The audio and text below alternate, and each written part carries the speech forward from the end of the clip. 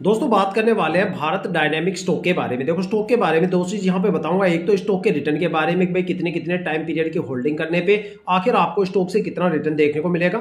दूसरा यहाँ पे बात करने वाले हैं कि भाई स्टॉक के अंदर जो अगस्त सितंबर और अक्टूबर के अंदर जो यहाँ पे गिरावट हुई थी, जो यहाँ पे अपर सर्किट इसके लगने चाहिए थी, वो अपर सर्किट आखिर क्यों डिस्टर्ब हो गए, उनके पीछे का सबसे बड़ा रीजन।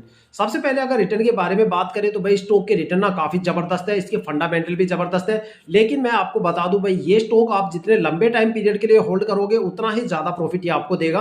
एक्चुअली ये जो स्टॉक है वो लॉन्ग टर्म के लिए ही बना हुआ है। ठीक है, देखो अगर आप शॉर्ट टर्म में अगर इसे 1 मंथ भी अगर होल्ड कर लेते हो तो यहाँ पे आपको 25% का रिटर्न तो मिल जाता है। और अगर आप 9 महीने भी होल्ड कर लेते हो तब भी यहाँ पे आपको 50 से 60% का रिटर्न देखने को मिल जाएगा।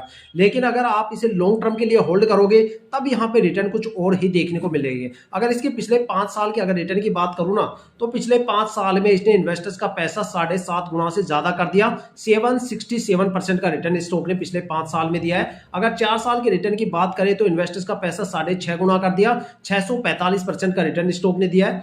3 साल की अगर बात करें तो यहाँ पे इन्वेस्टर्स का पैसा 5.25 गुना कर दिया, 527% का रिटर्न दिया है स्टॉक ने।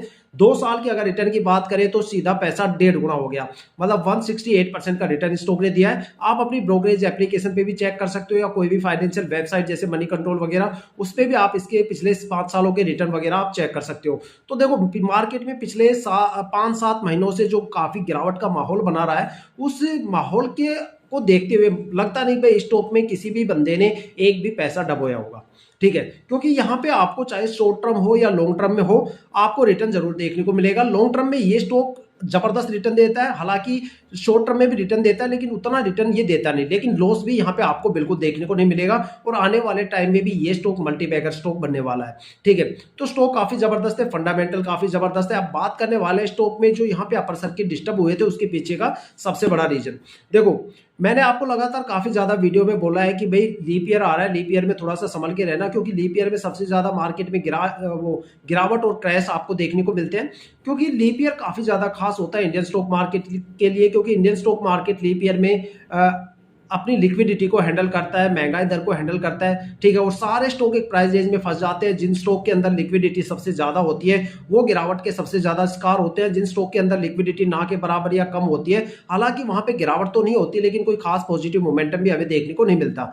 जो इन्वेस्टर बोलते हैं ना कि हमने स्टॉक मार्केट में कभी पैसा नहीं गवाया, वो लीप ईयर में सबसे ज्यादा पैसे गवा के जाते हैं। ठीक है, और इस बार तो हालात यूरोप के काफी ज्यादा खराब थे, जिसको चलते अगस्त और सितंबर में 2 बड़े क्रैश भी मार्केट में देखने को मिले। और जब भी लीप ईयर का लास्ट 2 मंथ होते हैं उसमें रिकवरी प्रोसेस चलता है, और इस स्टॉक में जो रिकवरी प्रोसेस है हालांकि वो तो खत्म हो चुका है।